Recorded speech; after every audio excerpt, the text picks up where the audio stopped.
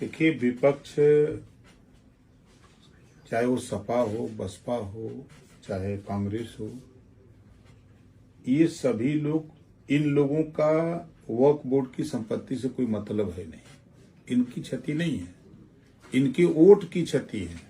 ये वोट की राजनीति कर रहे हैं। जैसे उदाहरण हम आपको बतावें, जब एनआरसी लागू हुई तो पूरा सड़क पर विपक्ष चिल्लाने लगा, लोगों को लेकर के धरना प्रदर्शन किया कि मुसलमानों को देश से निकाल दिया जाएगा, इनकी नागरिकता खत्म कर दी जाएगी। 2 साल हो गया, एक भी मुसलमान का देश से नागरिकता खत्म हुई?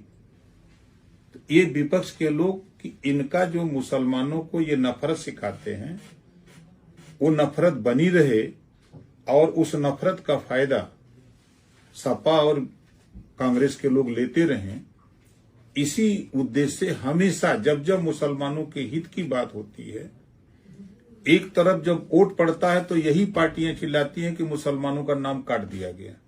अब उनको नागरिकता दी जा रही थी कि वोटर लिस्ट में जिनकी उम्र 18 साल होगी दर्ज किया जाएगा वोटर लिस्ट में, तो कहने कि नहीं एनआरसी नहीं होनी चाहिए।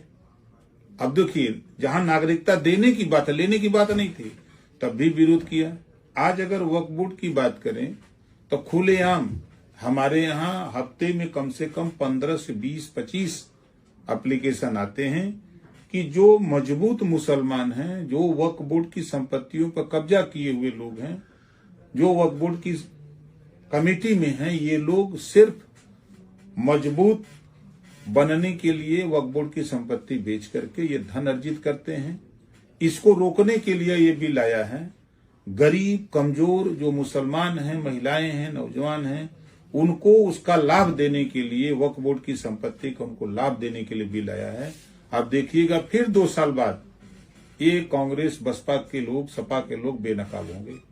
सर, इससे जुड़ा हुआ एक और सवाल है। उत्तर प्रदेश में कहा गया है कि जो आपके विभाग के द्वारा की जो अवैध वक्फ की संपत्तियां हैं उसकी जांच होगी, उनको जब्त किया जाएगा। इसका क्या प्रोसीजर है? किस किस जगह पे जिलाधिकारियों को दिया गया और कितनी अवैध है, क्या उसका कोई ब्यौरा है और कितने रजिस्टर्ड हैं शिया और सुन्नी सेंट्रल वक्फ बोर्ड में? देखिए, 57,792 ऐसे रकबे आए हैं जो वक्फ बोर्ड की संपत्ति के नाम से मिली है, जिसमें 1,01,771 एकड़ जमीन पूरी अब तक सर्वे में मिली है।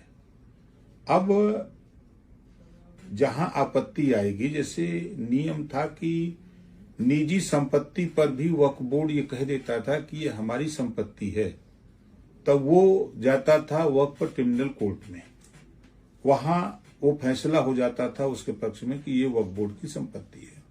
वही आखिरी सुनवाई होती थी। अब वो सुनवाई रेवेन्यू कोर्ट से लेकर के हाई कोर्ट, सुप्रीम कोर्ट तक जाने का अधिकार सरकार ने नए बिल में प्रस्ताव पास किया है। तो अब इससे उनका लाभ होगा। अब अगर कोई व्यक्ति कहेगा कि ये वक्फ बोर्ड की संपत्ति नहीं है, तो उनकी संपत्ति उनके नाम से है, उनको अगर दान दी गई है तो कोई कागज बना होगा या उन्होंने रजिस्ट्री कराई होगी या वक्फ बोर्ड के नाम से दर्ज है। 1359 फसली में अगर है तो उनका है, नहीं है तो जैसे अभी आपने देखा कि नाले पर ये रियल इस्टेट वालों ने बिल्डिंग बना के बेच दिया। जब जांच हुई कि तो ये तो नाला है, उसी पे लोगों ने बना दिया, तो सब ध्वस्त हो गया। एक सवाल जो लोगों के बीच में भ्रांति है मुस्लिम समाज के बीच में कि जो मस्जिद है, मदरसे हैं, खानका है, कब्रिस्तान है, इनकी जो वक्फ बाय यूजर के अंदर जो जमीन आती है उस पर भी वो होगा। उनका कहना यह है कि रजिस्ट्री का कानून 1905 में आया और अगर उससे पुरानी कोई जमीन है जिसपे मस्जिद चली आ रही है 200-300 साल पहले, जब अगर कोई कागज नहीं है तो उसके लिए क्या होगा, जिसको लेके कई भ्रांतियों को लेकर यही जो प्रश्न उठ रहे हैं। तो वो अपनी जो मन में भ्रांति पैदा की है वो भ्रांति दूर कर लें। अगर किसी की इबादत बनी है, मस्जिद हो, गुरुद्वारा हो, चाहे कोई चीज बना है, तो उस पर सरकार कोई कदम उठाने नहीं जा रही है कि उसको खाली कराने जा रही है। सरकार मुसलमानों के हित में, जैसे अब आप लखनऊ में कब्रिस्तान, कई जगहों से शिकायतें आती हैं कि जो गरीब कमजोर मुसलमान के घर अगर कोई डेथ होती है तो वो कब्रिस्तान में दफनाने जाता है तो उसे 5-5 लाख रुपए मांगे जाते हैं। वो बेचारा गरीब कहां से देगा? वो संपत्ति सभी, कब्रिस्तान तो सभी लोगों की है जितने लोग मुसलमान हैं। अब उसका मालिक एक आदमी बन के बैठा है, गद्दीधीश कहते हैं उसको हमारी भाषा में, कि नहीं अब वो इसमें वही दफनाएगा जो 5 लाख देगा, 4 लाख देगा, 2 लाख देगा। ये कौन सा है? तो वो अधिकार उसके पास नहीं रहेगा। अब वो वक्फ बोर्ड की वक्फ की जमीनें हैं, तो अगर वो कब्रिस्तान के नाम से दर्ज है तो कब्रिस्तान में सबको दफनाने का अधिकार है, किसी से रिश्वत लेने की जरूरत नहीं पड़ेगी। अच्छा, तो ये यानी कि अभी इसके बाद अब ये सर्वे का काम कब से शुरू होगा कि जो अवैध संपत्ति है वक्फ के नाम पर रजिस्टर्ड, अवैध वक्फ की जो रजिस्टर्ड है? देखिए, जब आपस में लड़ाई लोग करते हैं, चाहे वो मुस्लिम हो, चाहे हिंदू हो, चाहे सिख हो, ईसाई हो, जब कोई झगड़ा करता है, एक आदमी एप्लीकेशन देता है, तब जांच होती है। अच्छा, अभी कितनी रजिस्टर्ड है उत्तर प्रदेश में, कितनी रजिस्टर्ड है और कितनी इन्होंने रख रखी है? अगर अभी ये एक्यूरेट आंकड़ा हमारे पास नहीं है। अब वो आंकड़ा आपको जल्दी ही हम दे देंगे। एक सवाल और है, जहां एक तरफ आप इसको बता रहे हैं कि कल्याणकारी है, मुस्लिम हितैषी बिल है, तो दूसरी तरफ विपक्ष का इसमें जो रवैया, विपक्ष का कहना यह है कि ऐसा बिल्कुल भी नहीं है, डिविजिव पॉलिटिक्स कर रही है भारतीय जनता पार्टी, चाहे अखिलेश यादव हो या सदन के अंदर कांग्रेस पार्टी हो। कल कांग्रेस पार्टी जयराम रमेश ने यह तक कहा कि सीएए जब आया था तब हमने उसका विरोध किया, विरोध के बाद हम सुप्रीम कोर्ट गए, इस तरह के जो भी कानून आए उसके लिए सुप्रीम कोर्ट तक गए। तो अब इसको वक्फ को लाए हैं तो इसका विरोध करेंगे, सुप्रीम कोर्ट भी जाएंगे। जाते मना कौन कर रहा है? हम कहने की एनआरसी आई या सीए आया, तो जब नागरिकता देने की बात थी, ये विरोध क्या बतिया रहे थे कि नागरिकता छीनी जाएगी, ठीक उल्टा समझा रहे थे। अब बिल पास हो गया, अब 2 साल हो गया, एक व्यक्ति की नागरिकता गई हो देश से, मुसलमानों की नहीं गई। उसी तरह 2 साल के बाद देखिएगा इन लोगों के पास अब वो सीए और एनआरसी पे नहीं बात करते हैं कोई विपक्ष का नहीं बात करता है। अब इसी तरह जो अब ये बिल पास हो गया ना, अब इसके देखिएगा 2 साल के बाद फिर इन लोगों की जबान नहीं खुलेगी। मुख्यमंत्री कहते हैं कि भू माफिया बोर्ड है।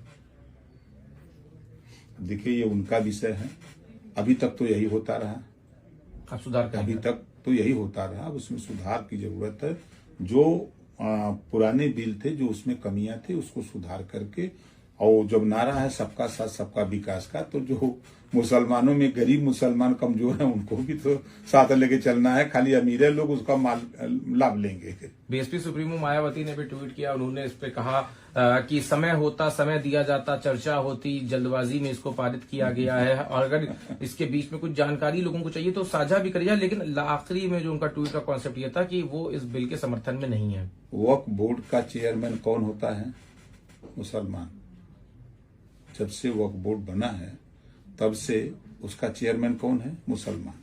अगर वो मुसलमानों की हितैषी होते, सच बताना, अगर वो हितैषी होते तो जो कमियां थी उसको वो खुद दूर करते, गरीब कमजोर मुसलमानों को उसका लाभ देते, तो आज ये बिल लाने की जरूरत नहीं पड़ती।